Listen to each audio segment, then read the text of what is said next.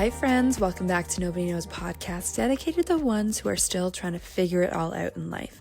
I hope you're doing well. If this is your first time listening, hello and thanks for tuning in. I'm Juliana and I'm a 29-year-old who has consistently felt lost in life, like I've always been behind as I navigated my 20s. I created Nobody Knows to share my experiences and advice in hopes that we can relate to one another and to normalize that we're all just doing our best to find our way. We also have guests on here from time to time to spice things up with a different perspective, knowledge, and expertise of figuring it all out. If you have been loving this podcast, make sure you're following on Apple Podcasts, YouTube, and Spotify. Lastly, I would love your feedback for Nobody Knows podcast, and the best way to show your support is either through a 5-star review on either listening platform. Right now, all you have to do is go tap those 5 stars. Or by writing to me directly on either Instagram at Nobody Knows Podcast and on TikTok at Nobody Knows Podcast, followed by an _. All right, friends, get ready for an amazing conversation today with Alison Zamora.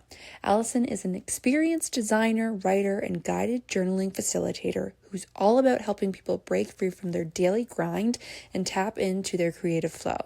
She's the kind of person who brings clarity and fresh perspective to everything she does, whether that's through journaling, storytelling, or immersive workshops that help people really reconnect with themselves. But here's the thing that I relate with Alison most. She knows what it's like to feel completely misaligned and stuck. She was working a corporate job thinking it was what she was supposed to do, but then out of nowhere, made the bold move to quit without a plan.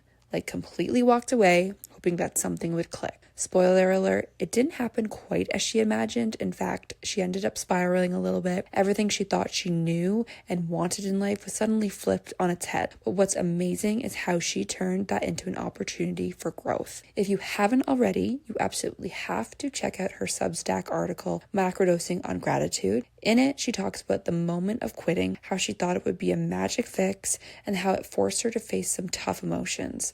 She really opens up about the discomfort of feeling misaligned and how she found grace for herself along the way, even when things didn't go according to plan. Alison's here to share her journey, talk about how journaling helped her navigate those tough moments when she didn't even know what to say out loud, and how all of her mistakes, I say that in quotations, ended up being stepping stones to her most authentic self.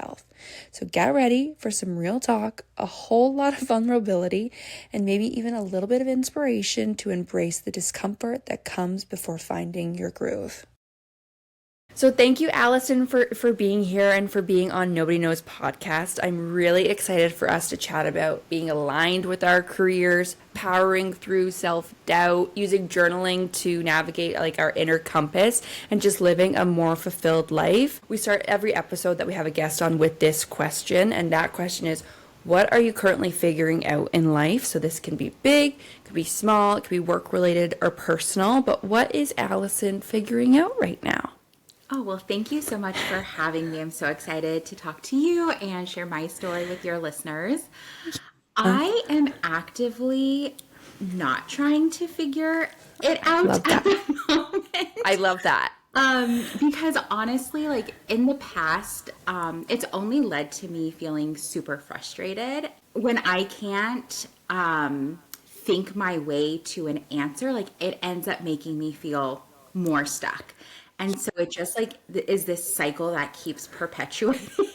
Totally. So I am actively trying to just follow and respond to what's lighting me up, where my energy is being called, and trying to connect back into my own magic versus thinking my way into a certain identity or direction. And I'm sure you can relate to that too. Totally. I love that. I feel like that's like the first time a guest has answered that way of like, I'm actually kind of rejecting figuring things out because it's so true. We get in this trap of like trying to solve the problem when in reality we need to take a second, let it breathe, air out, and then it might just come to us on a whim, or we might have that aha moment, but it comes to us when we're not actually thinking about it or trying to solve it. Yeah, exactly. And I, for so long, I thought if I can just have quiet and time to myself and think, I won't feel stuck. But it's actually the opposite. Like, I feel stuck because I'm trying to think my way there. And you also, when you're in that spiral of thinking, you're not taking action. And for me, and I think for most people, like action leads to clarity. So that's what I'm trying to relax into. It's hard. I have to remind myself of that all day long. Yeah. That's so fair. Well, it's a beautiful way to kick off our episode, and we'll get into it more of journaling and sort of just like letting the chips fall where they may until it comes to a resolution or a solution. But I want us to start off with a journal prompt. So every episode, we do something that brings listeners further together and normalizes that none of us have life figured out. So sometimes we review a Reddit submission from a complete stranger that may be struggling through a life experience that we're going through, and we share it just in case we can find some sort of nugget of wisdom or something to support us navigating that experience. Or other times we'll hear from listeners and their life experiences, as well as we'll also do an internal reflection, so a journal prompt. So I think today it's so fitting to have you on here, but a large part of your work and your content is journaling and responding to journal prompts, as well as creating wonderful journal prompts. I think it would make sense if you would do us the honors of leading us through a journal prompt. You've been brainstorming on something, so I would love to hear what you have. Yeah. So this particular question was born from my own kind of frustration with the question of, like, if you could do anything that you wanted to do, what would you do? I always hated that question because my mind would just go blank. Was just like, right. I don't know. Yeah. Feels very existential. Yes. And so I was like, okay, that's kind of like too big. Yes. And I also found myself censoring myself because whether I realized it or not, by virtue of answering that question, I was kind of taking other people's ideas and thoughts into consideration. And so I could never kind of freely dream because I was always worried, like, okay, what's this person going to think? Or this isn't going to work because someone's experience was X. So my own kind of twist on that question is, if you had a magic wand and you could do anything you wanted and everyone in your life would be happy about it, wow, what would you do? Oh my gosh. I find that takes the pressure off just enough for you to be able to dream again and not take in those external experiences or beliefs, which oftentimes limit us. So that's my magic wand question that I like to share for people that are navigating kind of like those big life and career questions. By no means are you tied to the answer, or maybe it doesn't come right away, but just kind of marinating that on that question and having it in the background of your mind, I find just feels like an exhale because you can actually give yourself space to listen to yourself.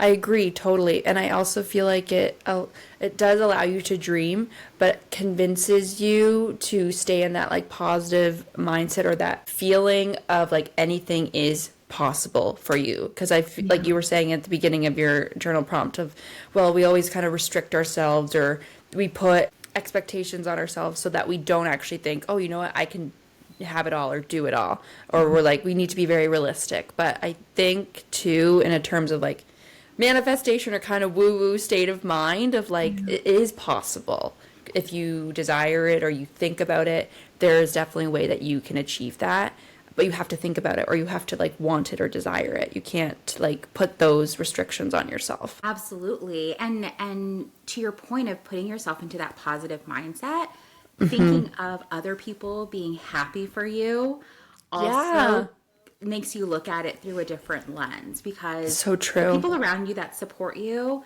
like, they want to see you succeed, they want to see you happy, they want to see you successful.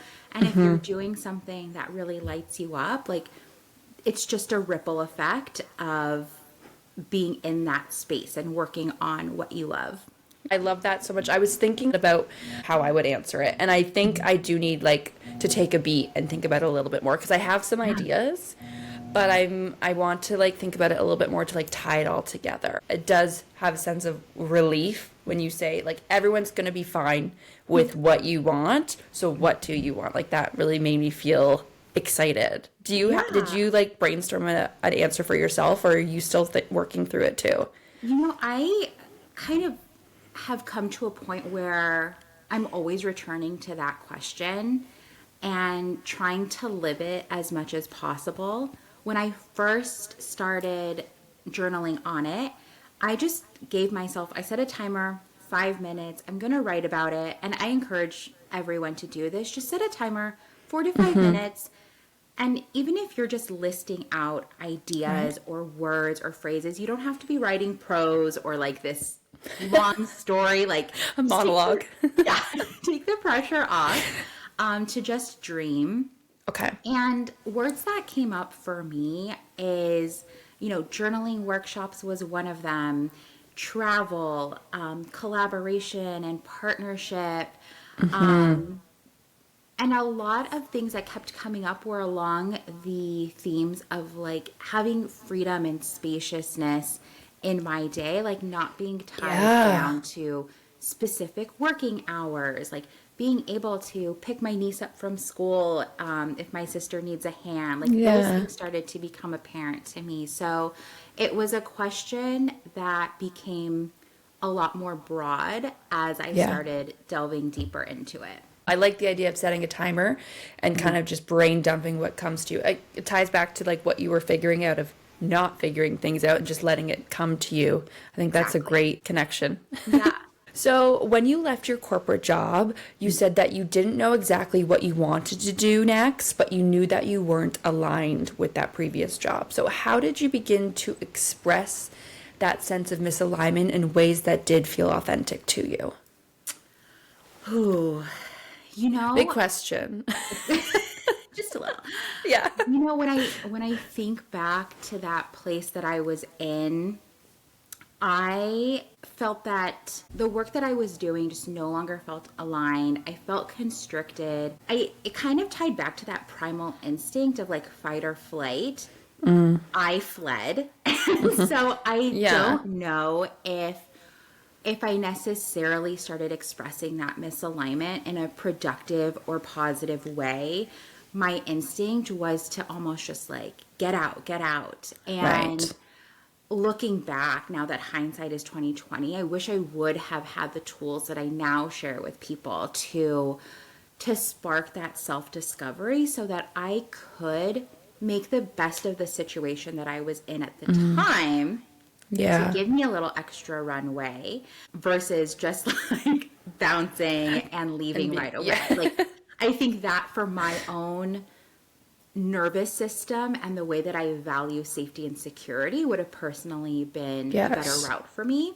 But here I am. I've learned. Yeah, And, of course. I spent a long time, we've talked about this before. I spent a long time feeling resentment and anger, not just at the situation I was in at work, but towards myself. Yeah. And so now I can see ways in which, if that happens again, I can respond differently and Totally. ways that I can set myself up better going forward. It's a great response, but I think I love how you're so vulnerable about like talking about this and being like, in hindsight, maybe I didn't really make the right decision, but I also love how you like hold space for, okay, that was your decision and you made it, and you are living proof that you've come out on the other side. So even in the times when we quote unquote wrong decisions or maybe not the best decision at the time, we still figure out the tools, or life still allows us to come through the other side and say, I'm better for that experience, or I got through that even as tough as it was. Absolutely. And it took me a long time to even acknowledge within myself, like, okay, I could have made that decision differently. Or, I did rush into things, or I was feeling anger, I was feeling resentment. It took me a long time to acknowledge that within myself because I was embarrassed, ashamed. Like, I grew up the straight A student, high achiever, eldest daughter. Like, I wasn't about making mistakes. Like, I wanted to be perceived, as perfect. And for me to make, a mistake or a wrong decision, or I could have done something better, was very painful and it was tender to touch for a really long time. But as soon as I did accept that and acknowledge it, that a part of me did feel that way, I was like, okay, and we're still here. Like, Yes. we are resilient and we can move forward, and that's just life. It's a key moment in your character development, because you just saying being the eldest daughter, you were never allowed to make mistakes, if that was your own personal expectations or like external expectations, like that's a lot to carry. Yeah. And I'm sure through the first however many years until you did decide to leave your job, that would have been so much pressure to be like perfect, and that weight would have been incredible to carry. In a way, I'm glad that you like made the mistake of resigning or just leaving immediately, because it's okay to have made a mistake. You deserve to understand that you can make mistakes and life is still going to be all right. Yeah, absolutely. And especially among, what we see on social media, what we read on LinkedIn, like everyone's progressing, everyone's doing amazing. Like, The highlight reel. Yeah, highlight reel. And I was just like, I am trying to be that. I'm trying to feel that way, but I really don't. And so I feel like having more and more people express that their experience hasn't been linear, there have been mistakes, there have been steps backward, it just helps other people not feel so alone in a time that can really feel lonely. Whether you've left your job, whether you're navigating uncertainty, whether you've been laid off, like these are all very complex experiences and very layered.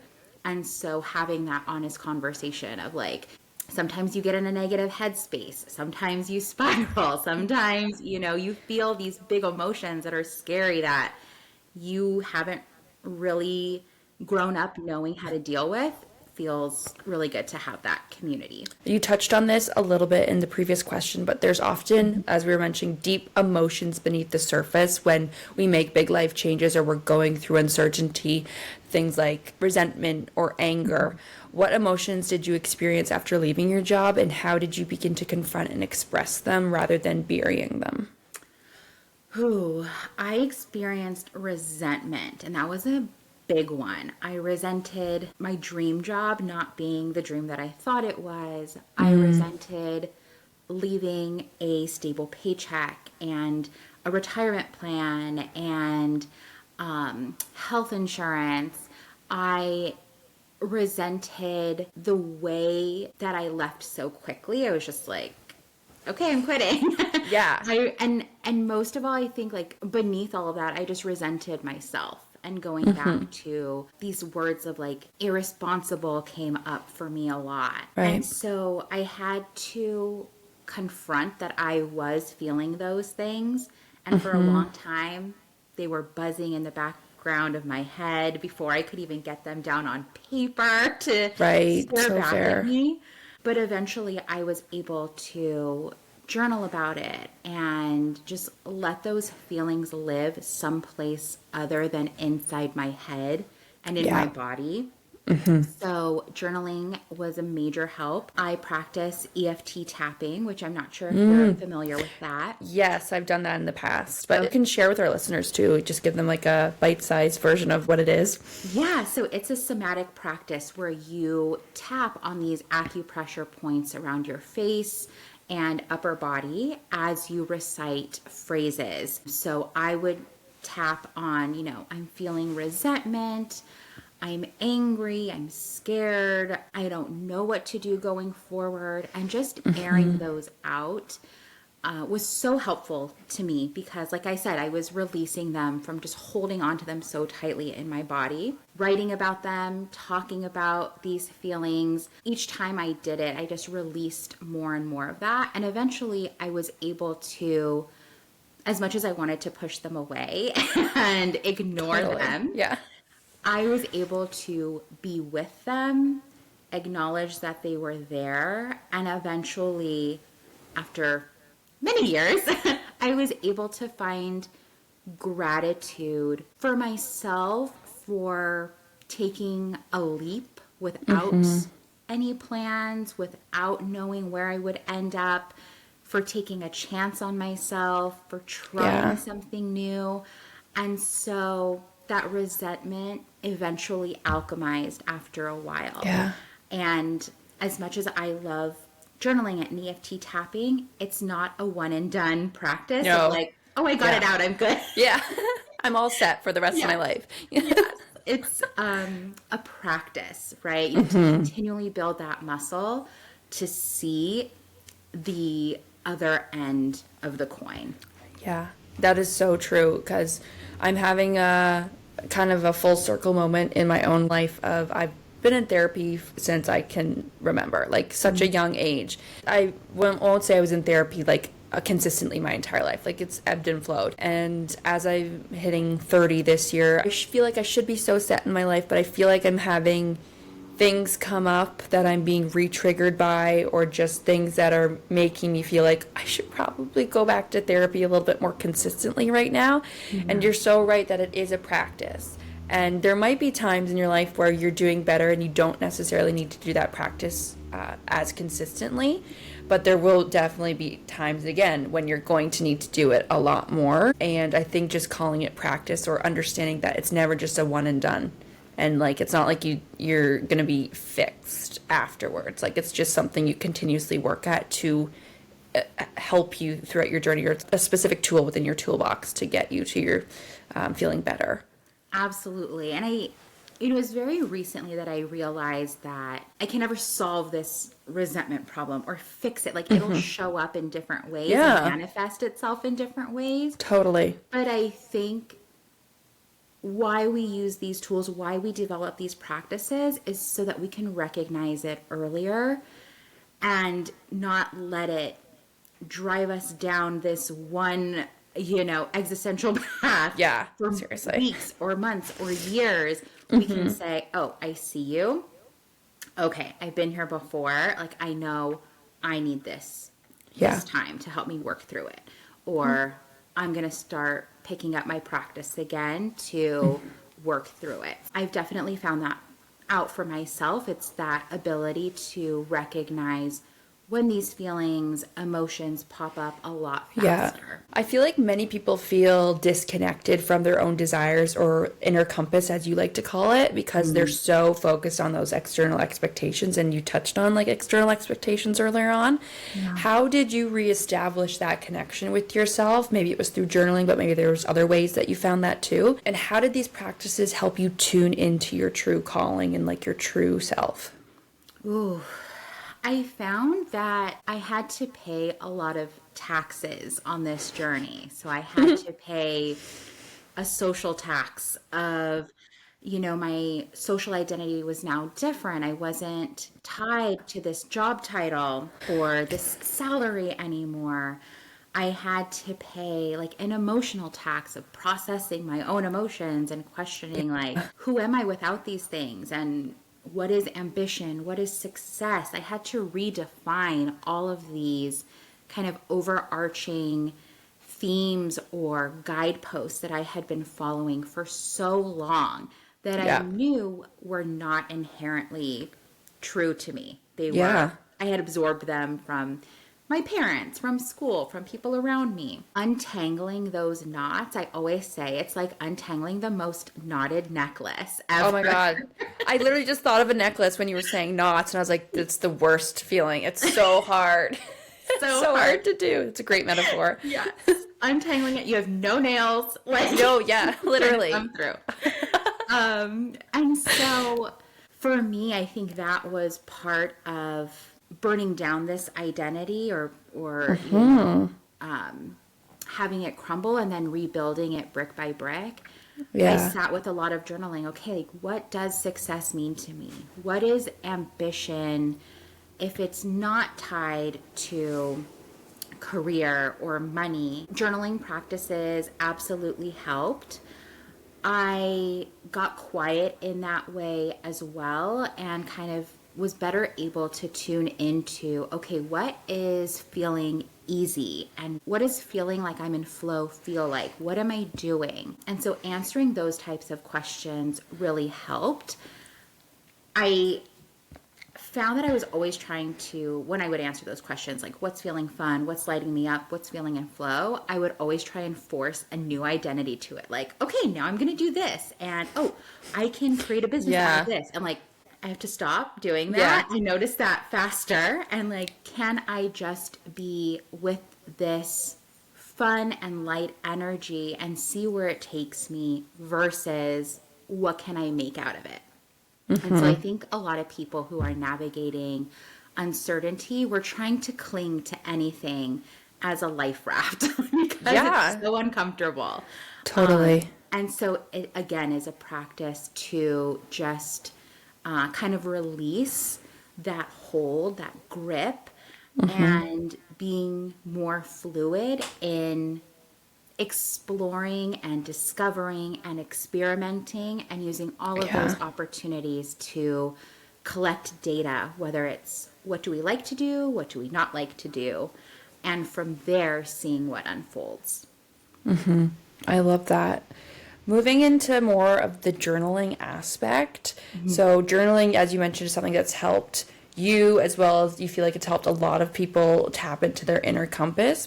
How has journaling played a role in your personal journey, and what through that journaling has revealed to you about your true desires, especially when the outside world is full of uncertainty? It's, for me, I journal with a pen and paper. For me, that pen and paper has become such an anchor when I'm feeling unmoored, because I can come back and just let words and ideas flow out of me.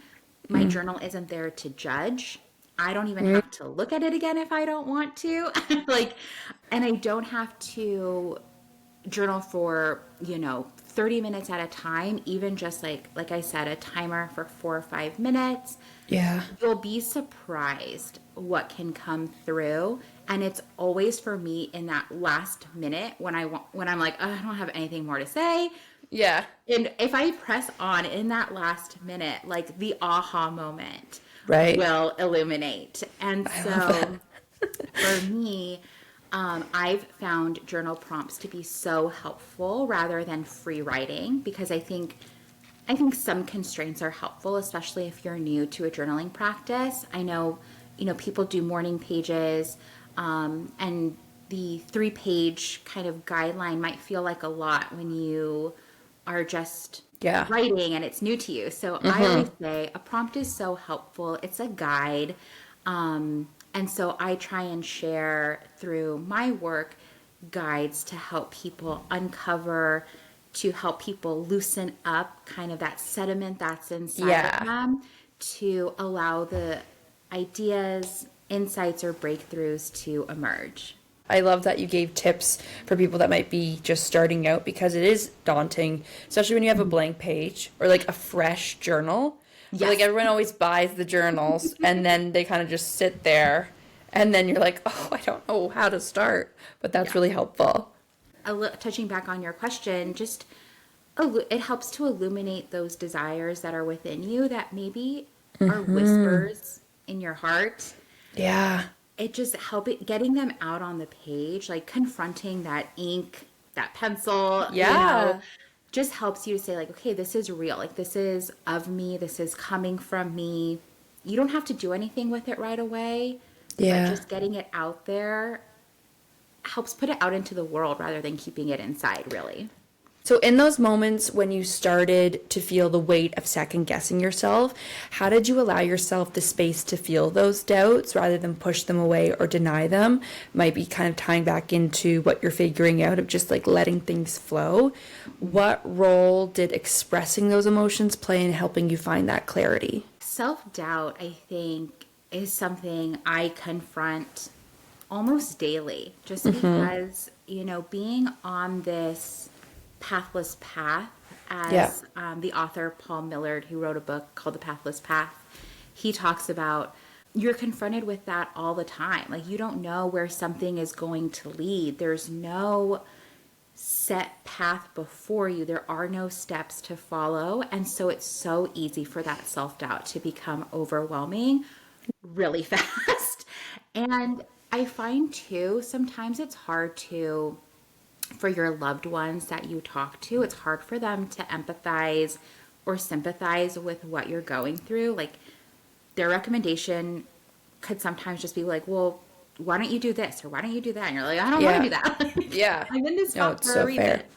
fair. So I think just reminding yourself of returning to, what is the bigger picture? What values do I want to embody in my life? Constantly returning to those things are great reminders to confront your self-doubt with, because it pulls you back to say, like, okay, now I'm reminding myself why I started down this pathless path. Yes. Why I'm exploring something totally brand new. Why I'm going through this kind of temporary discomfort, because I know what's true for me is that on the other side is something that's a more true expression of myself, rather than trying to box myself into this container that, someone prescribed for me, or I thought sounded good, or I thought I wanted. Yeah. Before we wrap up, I want you to answer this question however you want to answer it. So you could be giving your younger past self, past Alison advice, or you could be giving listeners advice, but reflecting on your journey, how would you encourage someone who's feeling stuck, frustrated, or angry in their current job or their current career path to start expressing those emotions in a way that leads them to self-discovery and alignment? Well, there's that trend going around, like TikTok and Instagram, of people that are having coffee with their younger selves. Yeah, I love it so much. It's so cute and beautiful. It's so cute. I love reading everyone. Me too. I'm always like, oh, people are so creative. Like, Yeah. everyone's a poet.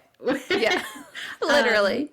And so I started to write one for myself. And when I was talking to my younger self, which is apropos of the podcast, it was, I was sharing with her that no one knows what they're doing. Even the people you think have all the answers, your parents, CEOs, no one knows. They're just taking the next best step or doing what they feel right. And so honoring that within yourself, the sooner you know that or understand that or hear that, the better off you'll be, rather than trying to force something to work that is disingenuous to who you are. And so I think if I had known that as a younger girl, it would have given me the permission to explore more and go wider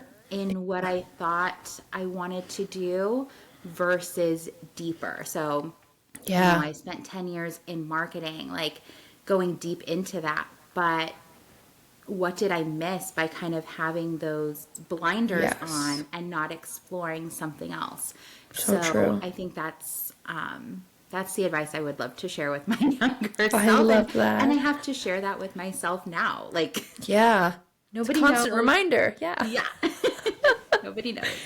I love that. And well, I love that you tied it back, because essentially out of every episode, or especially every guest episode, the guest says that in some capacity of like, I literally have no idea what I'm doing. However, each guest, including yourself, is so experienced and so credible and has a wonderful life and has worked really hard to build that wonderful life. So I think there's such beauty in being like, I don't really know how I got here, but I figured it out and it actually turned out pretty freaking great.